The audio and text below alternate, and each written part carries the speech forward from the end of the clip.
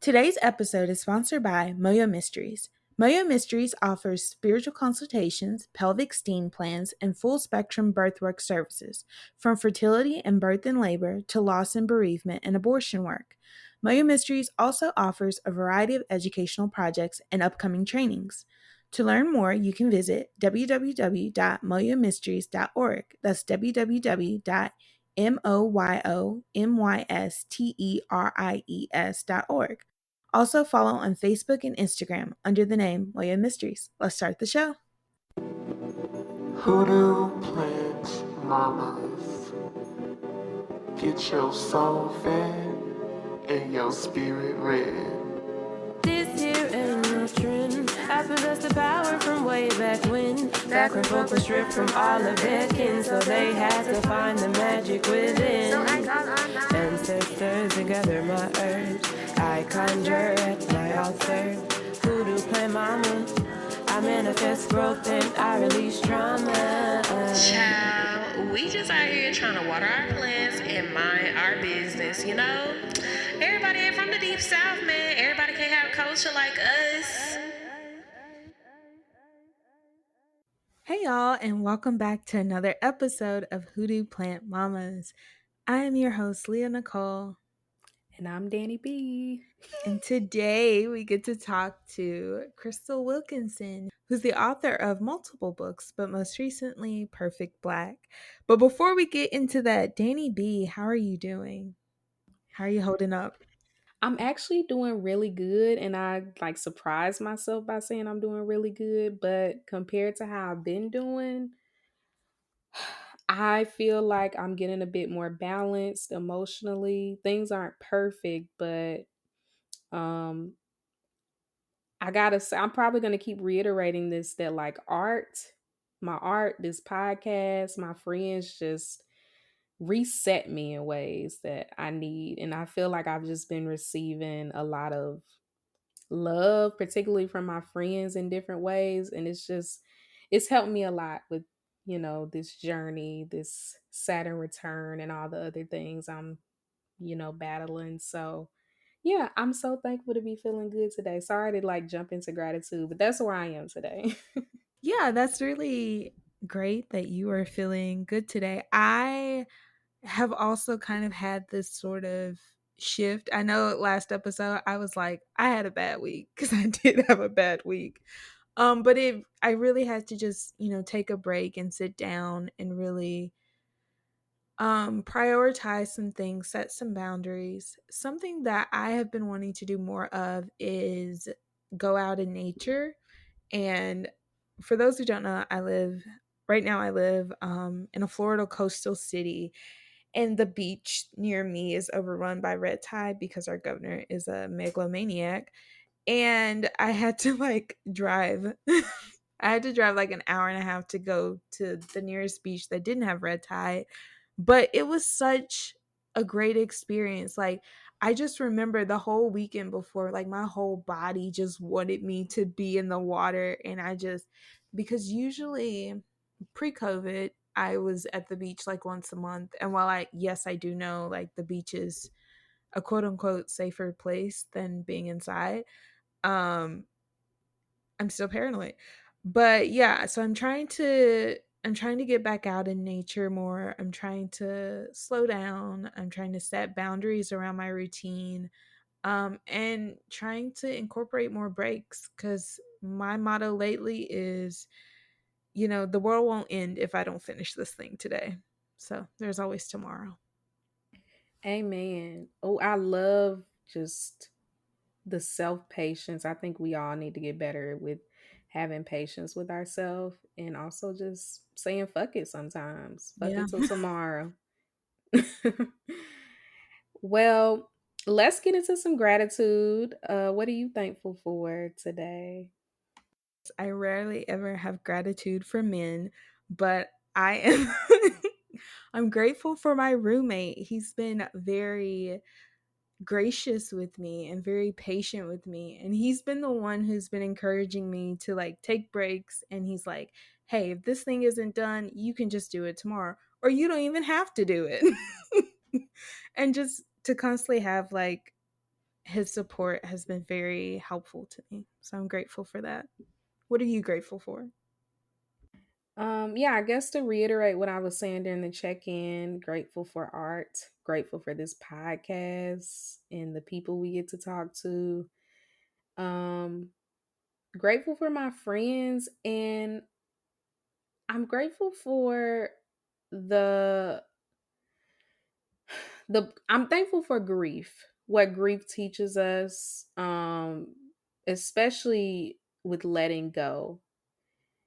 And I've been that I feel like grief is the theme of my life, and maybe that's all a part of the Saturn return.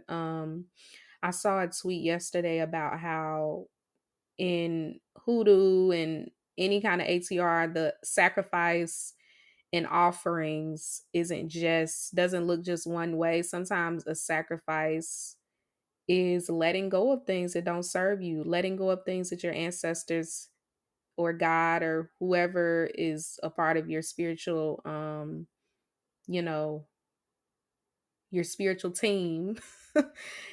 If you see that this is not something you need in your life, if it's not aligned, you have to relinquish it. And there's a lot of grief that comes with that. But there's also a lot of freedom. Yeah, I'm here. I'm thankful that I'm feeling good today. And is I might not be feeling that might change tomorrow in the next hour, but in this moment I'm like, yeah, we good. And I ain't been good in a while. So I'm happy about that.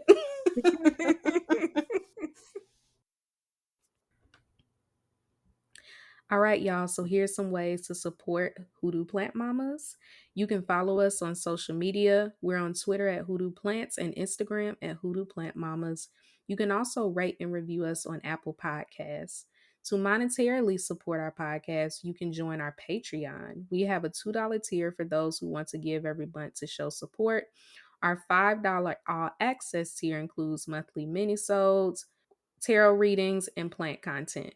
If you prefer a one-time donation, you can give any amount you want on our Cash App at $ Hoodoo Plant Mamas or PayPal hoodooplantmamas@gmail.com. If you're interested in sponsoring an episode, you can email us at hoodooplantmamas@gmail.com. We especially want to work with Black, Indigenous, POC owned, and queer owned businesses, but if you're a white business wanting to support the work of two Black women, we'll take that too. And we also want to give a shout out to Michael Michelle Pratt for including our podcast in their Vogue article, Processing Grief through the Afro-Indigenous Practices, Hoodoo and Ifa. Thank you for that. That was such a happy surprise. If anyone is interested in profiling us and featuring our podcast, feel free to reach out to us at hoodooplantmamas@gmail.com. Let's get into this interview.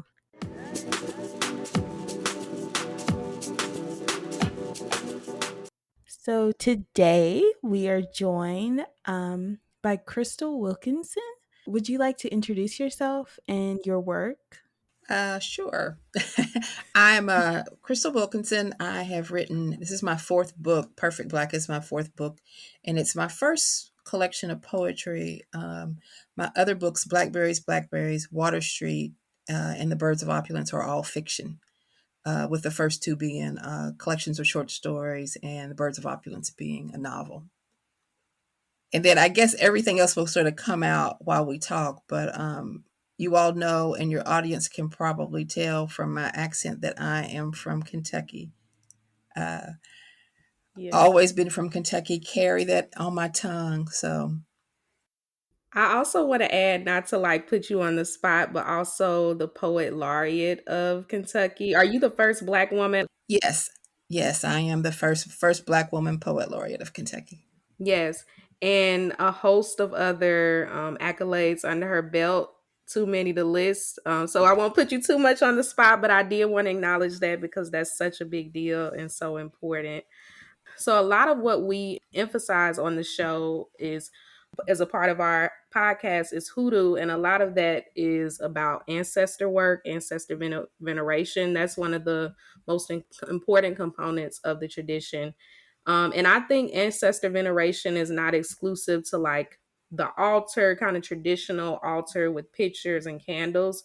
And with Perfect Black, weaved into this memoir, I feel like there was a lot of ancestor work happening, a lot of references to ancestors, channeling the voices of ancestors, such as your grandfather. I think your grandfather in the Mhm. Water Witch poems. And so I really want to talk about or ask you, how have your ancestors impacted your work? Including with, and you can bring in your other books as well, but like what does that process look like of kind of bringing your ancestors into your work in this way? Well, I think my maturation as a writer has turned to the ancestors. You know, I was interviewed the other day, and someone said, "So, who is your audience?" And sometimes when people ask me that question, I don't know, it sort of startles me. But when I think about it, the ancestors are my audience, even before a sort of general alive Black audience, the ancestors, because I feel like that, particularly with these last two books, with the Birds of Opulence and then with this book, that's what I'm doing, is trying to honor, in this book, in Perfect Black, more directly, my ancestors, and in the Birds of Opulence, sort of the ancestors of my characters, which by extension are honoring my ancestors too. So that sort of idea, that sort of African concept of Sankofa, the idea of reaching back, knowing where you come from in order to know where you're going, is a big, heavy theme in all my work, I think. Everybody has like a different process. So, do you have any rituals that you do when you're like, because it feels so, in my mind, just as a writer, it feels so strenuous to have to be engaging with your ancestors, to have to write a story in their voice. So, do you have any rituals as part of that process? Um, I think that is just where, I loved, and still love Ernest Gaines, and we talked about Gail Jones earlier too, and I think both of them, it's when they're working, it's always sort of reaching back and paying homage. And so what I do is what I feel like that they do and did. And Mr. Gaines has talked about this. He said that every time he writes, um, a kitchen scene or a woman in the kitchen, he thinks of his auntie that raised him first, and then he layers on the fiction. And so I think as a fiction writer, that's kind of what I do. I write a lot of natural landscapes, so every creek, every yard, every stream, every wild animal, the hollers, all of that is based on my experience. And so are the people. I think I start with the people that I knew or know, and then layer on on fiction for a more broader universal experience. Um, and I think, Perfect Black, because it is a memoir in poems, is much closer to the bone, right? So it's much more of a direct sort of divination of my ancestors, going all the way back to Aggie, who's the furthest ancestor that I could find. And I found enough of her to not enough of her to build her lived experience, but I found enough of her to visualize her as a real woman, and to imagine what her life must have been like. And so that was a big eye-opening experience, and I talk about that in one of the pieces. And it really happened that way, that I was, I sort of dived into this naively and said, okay, I'm going to write. I know everything about my grandmother. I know everything about my mama. My great grandmother I can grab for because of the stories my grandmother told. And then the further I went back, of course, the less and less I knew. And then when I found Grandma Aggie, in a court document, where she was listed as Aggie of Color, uh, I was at a writing retreat in Florida, and my whole top of my head blew off. I sort of ran out when I found her and found everything that I could about her, and started writing things down.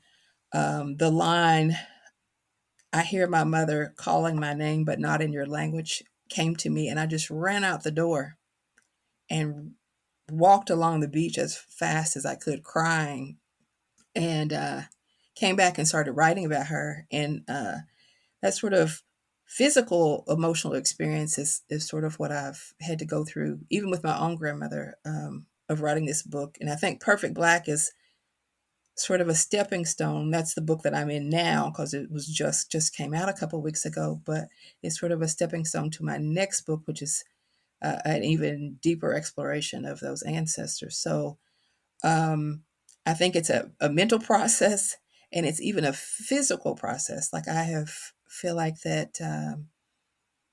You think about it, and I think we sort of romanticize this intersection with the ancestors, but it's hard work.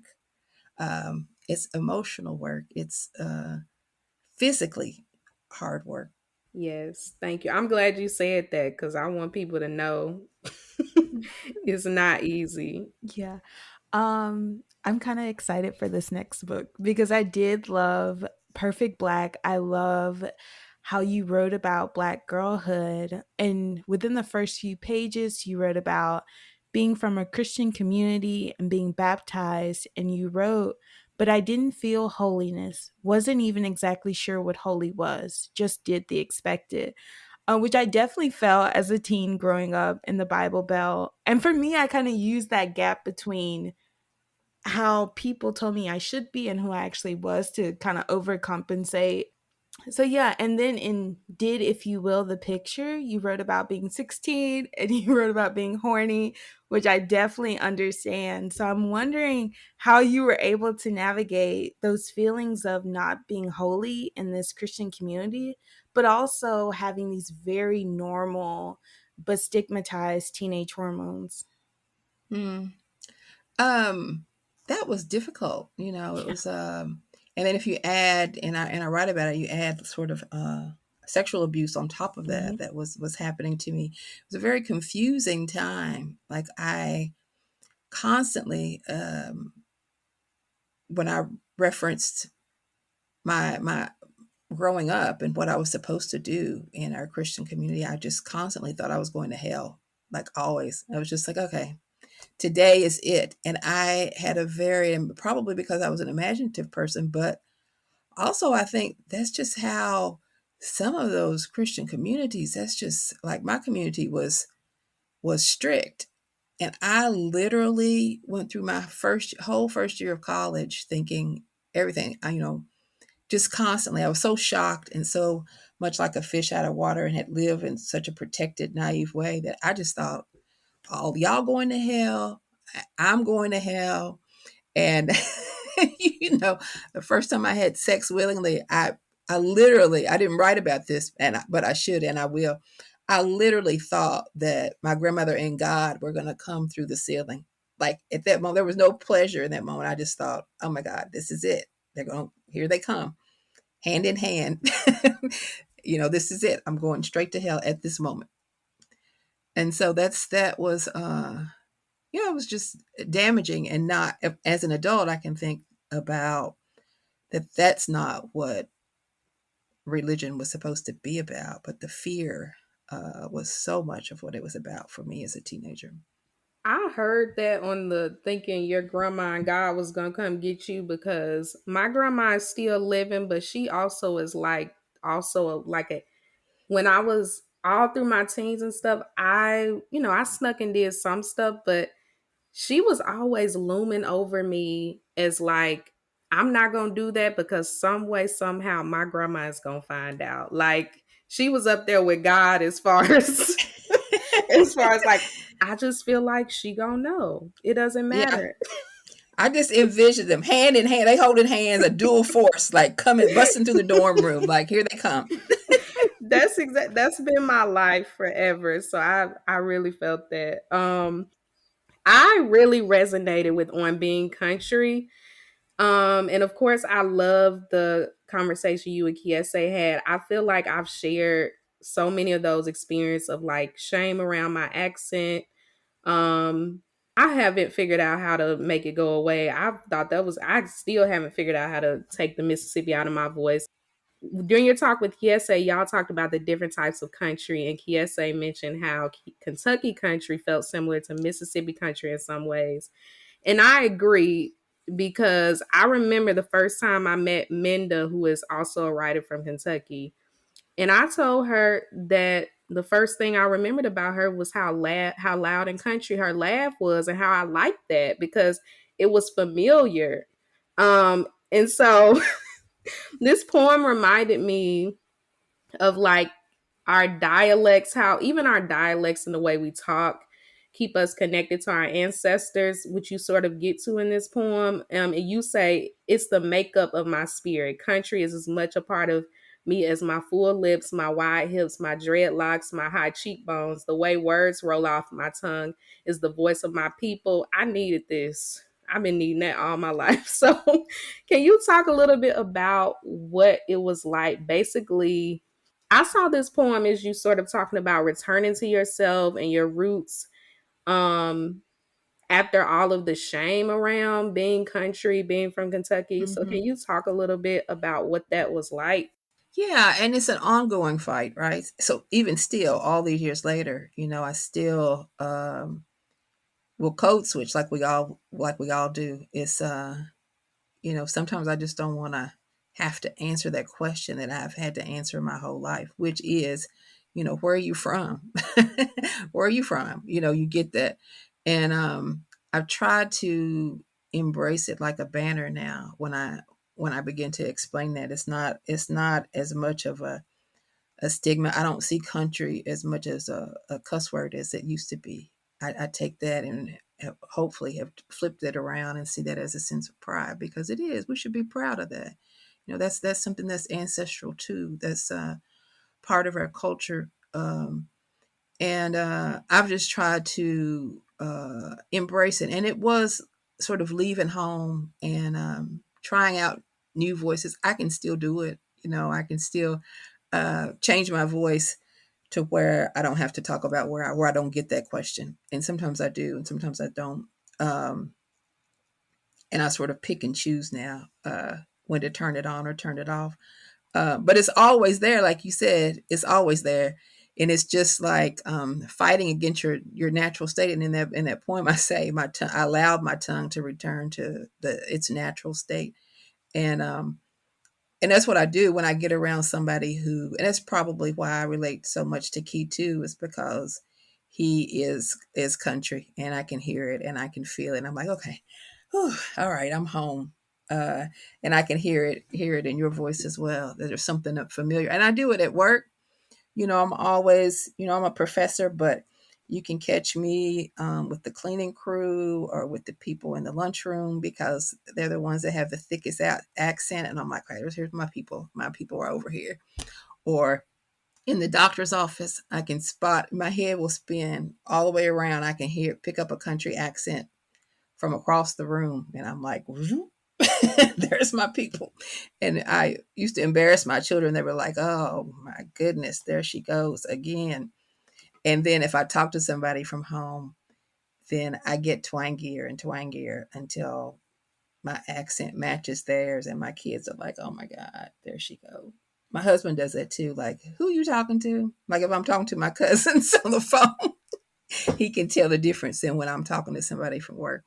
And I think underneath all that, and even though I can laugh about it, there's pain in that, and there's shame in that, because you deal with people that you have equal education to, you have equal intellect to, and there it is, that sort of dismissive, you so country, as a negative, right? So yeah, trying to reconcile that is a lifelong situation, like a lifelong ambition, right? Of trying to deal with it, to cover it up, to let it out, to be proud of it, to pull back some, and that sort of push and pull. I think is for me now. Now that I'm older, it's like I think it's a lifelong. I thought there would be a point where it would be resolved, but I think it's a lifelong push and pull. When I think about that shame that you talked about, it's also like then I have to confront, especially going home, why are you ashamed of your brother or your sister? Because they way country than me, because well, my brother's in Alabama, but my sister, she's still where we grew up. And so it's thick, my entire family. And so, but I'm not ashamed of them. And so it's kind of like, yeah, it's like it's ancestral, it's familial, like, and so it's so much is attached to. I think what's helping me get through the shame is remembering, like, this my people, like this is my people's tongue. Mm-hmm. So I just, yeah, I'm glad. Listen, we need country representation. I'm happy about this Absolutely. because Absolutely. We out here, right? We out here. We out here. yes. So I wanted to go back to your prose piece, Did If You Will the Picture. And you wrote about the struggle with dealing with your body changing and the outside world viewing your body as public property almost. And so this was a similar experience for me and from what I've heard from a lot of other Black women when we go through puberty.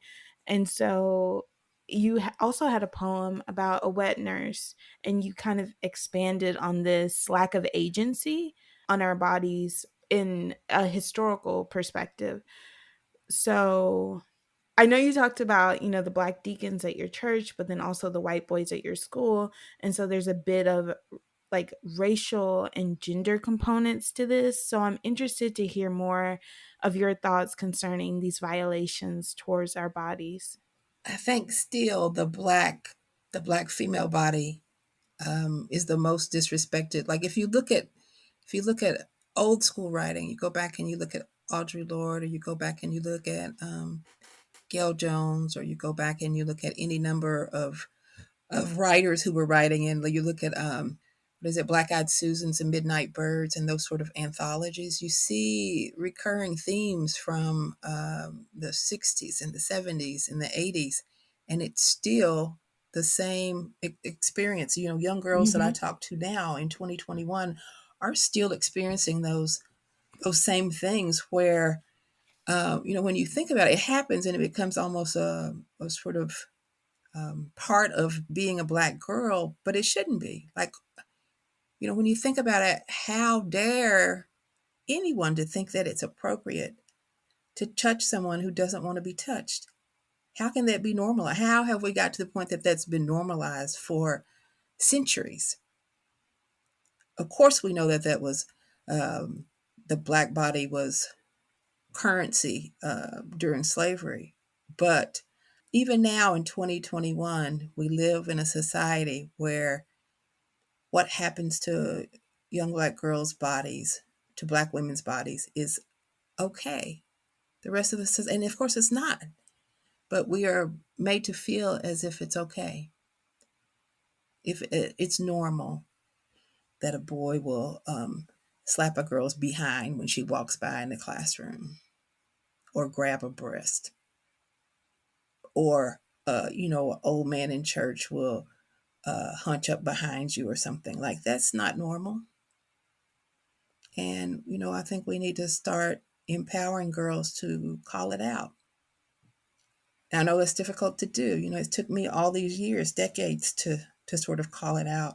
The difference between Perfect Black and my other work is that I could, there's always a thread of truth in my fiction, and I could, put it in there and have a little thread of truth and then pile fiction up on top of it. But in this book, when you write memoir, when you write nonfiction, even through a guise of poetry, it's like there. And one of my biggest fears with this book has been that members of my family will read it, or people will read it from my hometown, and they'll be like, "Oh, she's talking about so and so. Oh, she's talking about this person." And of course, that's going to happen. And I'm ready. Like, in my head, I'm saying, okay, I'm ready. I'm ready to deal with this. I know that it's coming. But when the book came out and I saw sort of a rush of people on social media, some of which I knew, saying, I picked up mine today. And when particular people would post that on social media, I was like, oh, okay, here we go. We're going to have some conversations. And I think that many of them will probably be too afraid to talk about it from their end. But I want to. It's time for us to be different. We've got to make some changes, if not for ourselves, because these things have already happened to us, but for the next generation of girls. Like, I have granddaughters now. I don't want an old man in church or a relative or a young black boy or a white boy to feel like that he can put my hands on my granddaughter, and I don't want my granddaughter to feel like that she needs to accept that. Amen. And it's tough. That's one of the things we don't talk about. We don't talk about it. We don't talk about it in our church communities. We don't talk about that in our sister circles. We don't talk about that anywhere. I'm so glad that you talked about this. Because sometimes when I read things that have like black in the title, they tend to center black cis hetero men. And I was very happy that not only did you talk about your girlhood, you were honest and you were willing to talk about these things that so many people just want to pretend doesn't exist. Yeah, and it took me a long time to come upon the title, but the title is there for a lot of reasons. It, of course, comes from one of the poems that's is my husband or loosely based on my husband. But I also thought about that word perfect. Like there no time in my life did I think that my country black fat self was perfect ever. And I'm hoping that young girls, young women who read this will see that we are. Why can't why can't we be? Why aren't we perfect? That it can be, even now that I'm older and having a new round of success with my work, like we are not a monolith. So why can't an older, fat, black woman be perfect? Why can't a fat black girl be perfect? Why can't a fat country black girl be perfect and be a perfect representation of our community? Listen, I'm just taking it all in. I think it's something about seeing someone who has like lived it like you, but knowing that I'm not too far removed from that little girl. And yeah, I had so much shame around being, I was the chubby girl, I was country, I was black, and I had shame around being from Mississippi. I was just telling someone my dream was you go to New York to be a writer, to be taken seriously, and you leave Mississippi behind you. Now I ain't made it to New York yet, but but I'm okay with that now. But I just remember like, yeah, nobody could have told you couldn't have told me then that I could be perfect black. Mm-hmm. You could have never told me that. Yeah, and that's not to say that the black girls and women who are deemed to be perfect, we need to get over that too. The ones that are deemed to be perfect, like it's okay to call them perfect, but we're perfect over here too. Mm-hmm. It's not, it's a continuum of blackness. It's not like one thing over another. Like it's Mm-hmm. not.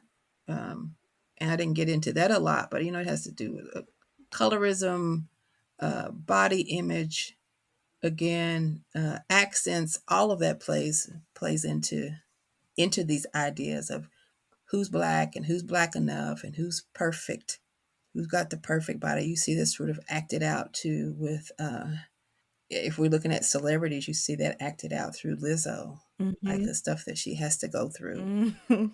when everybody else, not everybody, but there's another whole spectrum of black female entertainer who's dressing a certain way and shaking their body too, but people are like, Lizzo needs to put some clothes on. She needs to stop doing that. Same thing. I know Danny talked about this earlier with the ancestral work. I really loved Praise Song for the Kitchen Ghost. It reminded me of how integral cooking is to both our heritage and our womanhood, kind of as Southern Black women. And so recently I saw my grandma, and every time I do, she always talks about cooking. And the last time I saw her, she made this pineapple pound cake, and she was talking about her Aunt Bertha, and she was like, the way that she talked about that pound cake, it was an experience. Because our Aunt Bertha isn't here anymore, she can't have that experience anymore. Like that work is gone with her. And so I think that's true for like a lot of the women in our family. Like they have some kind of signature dish. And when they leave, so does that dish. And like no matter how hard we try, we cannot recreate it. Um, Mm-hmm.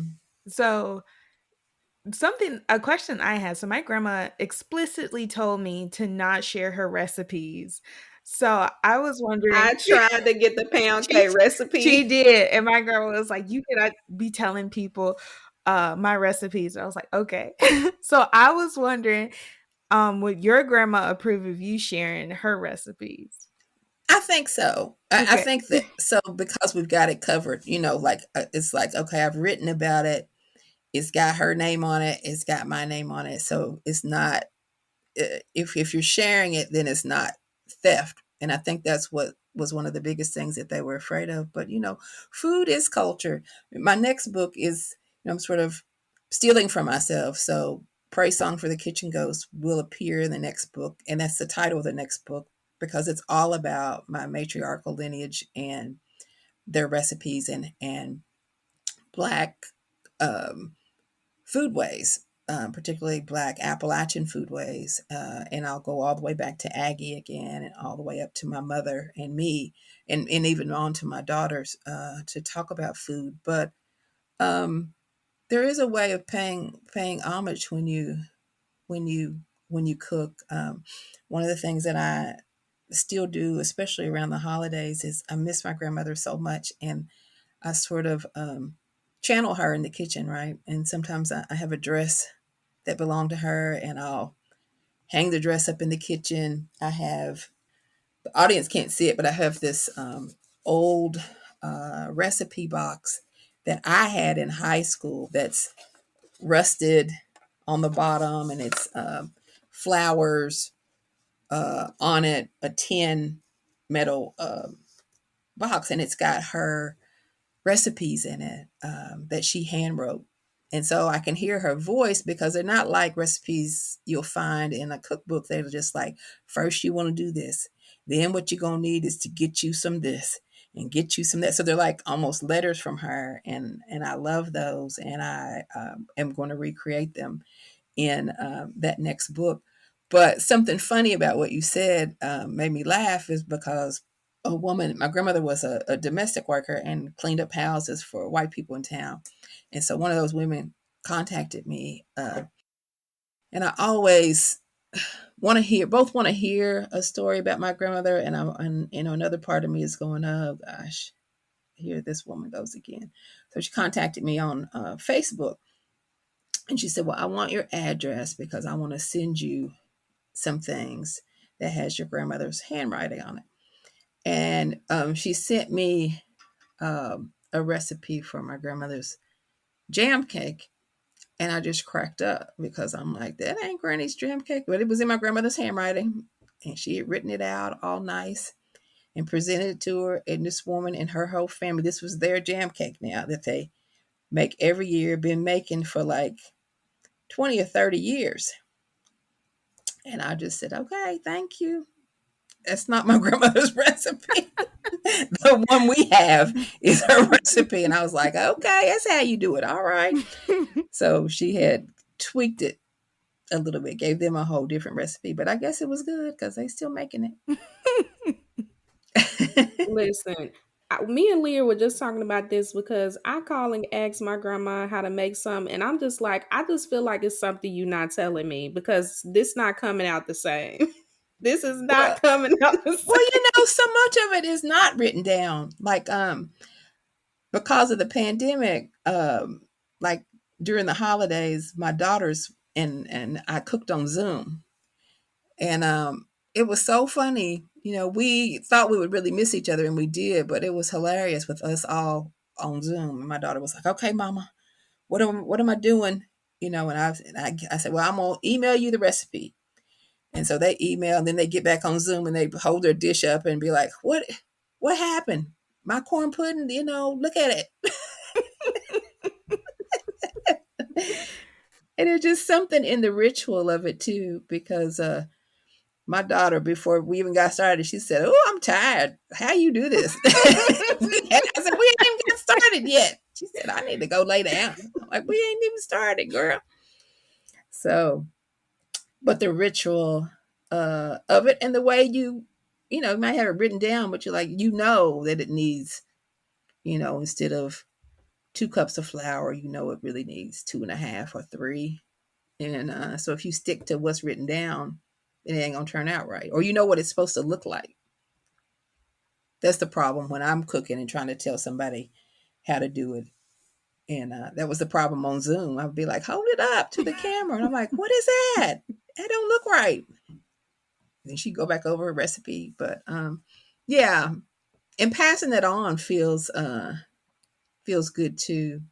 That those roles sort of continue. Because I remember my grandmother saying, I'm gonna try this, but I can't make it like Mama did. So she'd be talking about Grandma Lily, and then you think that each generation, it feels like if when you hear them, and probably like when you hear me, that you feel like you lost something, but we probably haven't.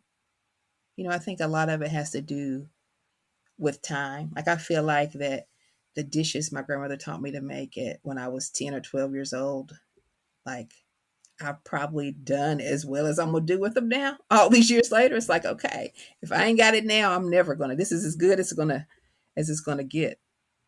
And I think just that practice is what makes you finally be able to perfect a recipe, or not. Like some of it, I think does go with them. It's like, well, we ain't gonna have that no more. Or have people try. And a lot of it becomes fun though for us, right? Like it's always us, right? It's always Black families that I get so tickled at, and they're like, she tried Aunt Bertha's potato salad. I'm not eating it. Or, who fixed that macaroni and cheese? No, that's so true. And I'm right now, the past holiday, my grandma and my cousin were talking about my great grandmother who I didn't get to meet. She made sweet potato cobbler. And I've Mm. been thinking about that, like, cause the way they were talking about it was like, I really missed out. And so now I've been sitting over here thinking about how I want to try to make it, but I might be too embarrassed to take it home because I already know it's just going to be nothing but disappointment. And it might be good. It's just like, it ain't like, grandmamas. It can't nobody. And I like what you say. I think it ends up being just different. Like if we cook for our children or nieces and nephews or whatever, they'll probably think the same thing about our food. Like, they Hmm. can't cook it like my TT. Like, Yeah, and I don't get nervous. I have to cook for my kids or for my immediate family. I don't get nervous, but if my cousins or if somebody older is going to be there, and then I'm like, oh gosh, and they're like, who made the such and such, and then I'm quiet, like, but then if they say, oh, it's good, I'm like, oh, I did, it's mine. And then if they don't like it, you just be quiet and go, I don't know. this is more just like a comment on your Bones poem. I love that poem, and it had me thinking about my family who migrated to Chicago on both sides. It's so ironic. My mom and daddy met each other in Chicago, and both of their families are from Mississippi. Meanwhile, he lived on the south side, she lived on the west side, and they ended up finding each other. And just kind of like those themes of like running from the south, but then you kind of running into something else. I was interested in what you were thinking about from that poem because my grandma's story was good, but on other sides of my family, I feel like they came into Chicago and they were still living in poverty, still in hyper police communities and that kind of thing. And so it's like, and then you also kind of get this disconnect from your roots and stuff. So yeah, I just kind of wanted to like generally, like, what were you thinking about when you wrote that? Yeah, I was thinking about history, like my own family's history and our collective history about the Great Migration and what it meant. Just like, when we think about integration and what it meant, like it's like so many points in our history, like we're trying to gain something and we're also losing something. Every inch of progress means a loss for us of some kind.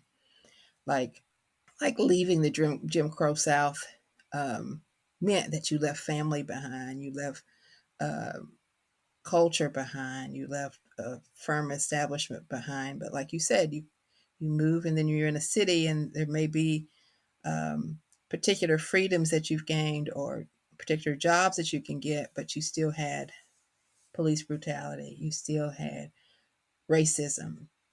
You had the systems were larger, um, where the systemic racism came from. The systems were larger, I think, and more visible than they were in the small towns in the South. So I was trying to get at that a little bit in that piece, trying to unpack that a little bit. We can't read the whole poem, but I highlighted so much. But this particular stanza, we done forgot how to talk to rivers, to be thankful of rain, to wrap ourselves in green aprons. Now, one funny thing this reminded me of is how on Twitter people say if you could smell the rain, you country. And I remember the first time I said that to somebody that wasn't from the South, like, you what? You can smell it. You can smell when the rain is coming. Mm-hmm. That hit me. I was like, I know that's right. When I when I read that Well, stanza. I think it's kind of subtle in the book, but one of the things that my last two books in the Birds of Opulence too, like I think that because of all the fears that we've had to go through about I meet so many Black people that are afraid of the woods and stuff now, and we have reason to be. Like there's history there too of like of the woods, but I think that that nature has the capacity for healing for us. Like it's ours, really. We need to reclaim those natural spaces for our own healing. Now, I'm saying that in a broad way, and then uh, almost died when a snake ran across my foot in my garden last week. But sometimes I feel like I'm revoking my country card, and I'm like, okay, give it back. I'm cool. But I think that nature does have the capacity to heal, and that's something that we need to sort of get back to. How and however we can. Yeah, I have snakes in my backyard too. My husband, who's city, is always saying, "How are you a country girl?" And I'm like, "That's my one thing. I can take the other things. I'm like fighting with the squirrels, whatever's Yeah. trying to take over my garden. Like I'm cool. But when the snake ran across my foot, I was in the house for about 3 or 4 days, just looking at the garden. Like, okay, look, tomatoes are doing good. All right. There was a snake that went past my front yard. I was like, oh my God. But eventually I was like, I just got to go cut my grass. I think this was like a fabulous discussion. I'm thankful for this book. I'm just thankful for your work. I can't wait to read the rest of your work. I'm particularly excited to read Blackberries. Blackberries. Mm. I've had that book on hold at Square Books all summer because I haven't had no money. But I'm gonna go get it when I get paid. Okay. Because I read the description and I was like, ooh, I need to read this. And so yeah, well, before we end, any final thoughts from everybody? I just want to thank y'all for having me on. This has been a pleasure and uplifting to sort of be in your sister circle on your podcast. So I'm excited to be here. Yes, I want to thank you for being here. I really, really loved this book. It was beautiful. It was amazing. I love how you talked about the women in your family, your heritage, the South, food, everything. Everything was beautiful. Thank you.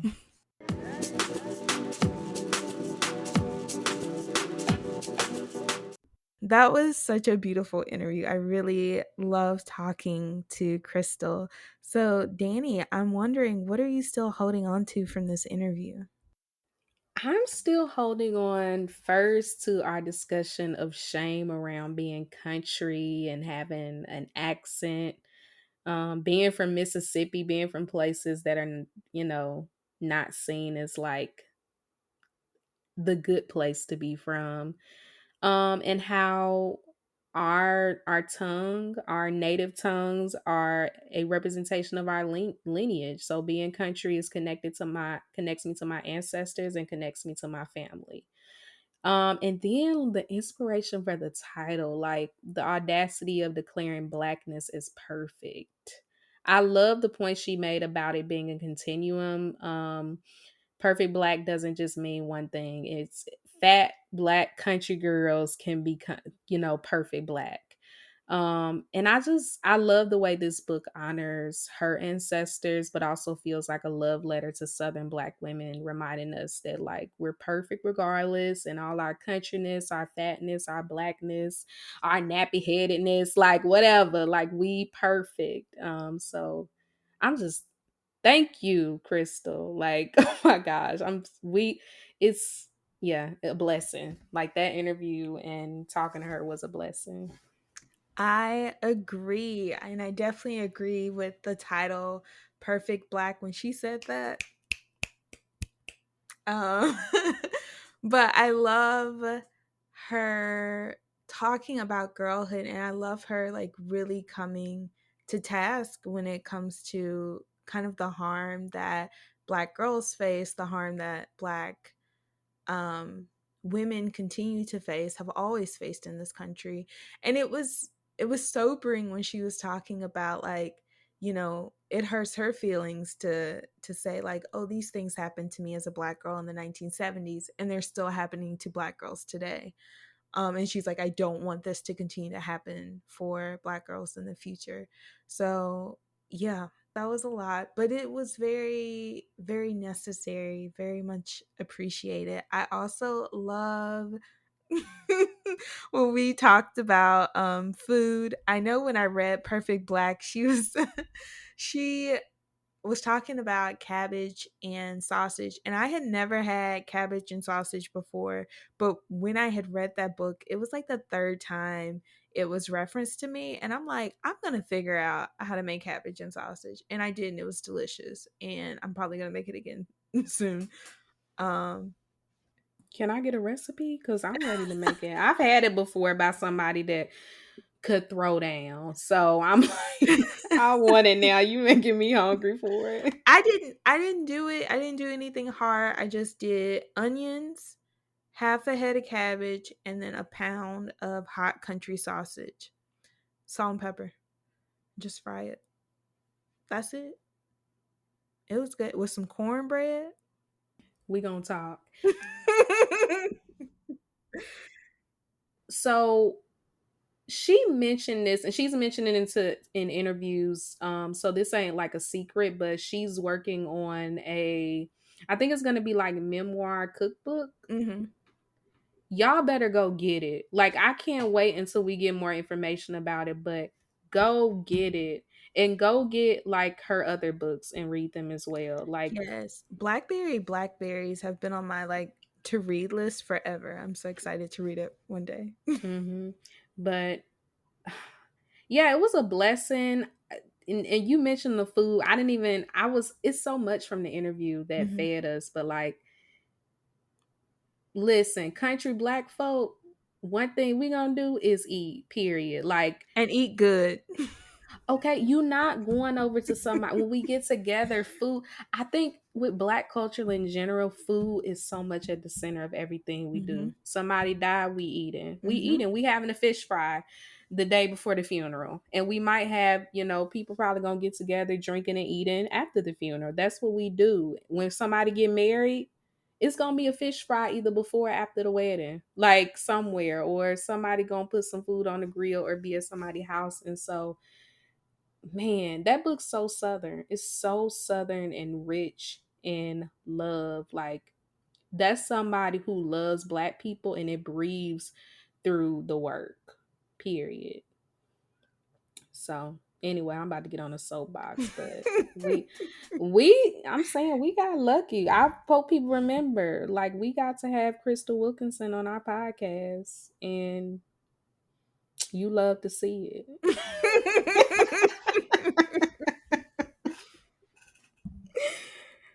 Yeah, but did you have anything else before we log off? um, Not really. Just if you haven't, please go buy Perfect Black. Support the work of a perfect Black woman. Amen. Well, if you like this episode, you can like, rate, and review Hoodoo Plant Mamas on Apple Podcasts. If anything from the show resonated with you, make sure to share it with us on social media. You can find us on Twitter at Hoodoo Plants and Instagram at Hoodoo Plant Mamas. Stay tuned for our next episode. Bye, y'all. Bye, y'all.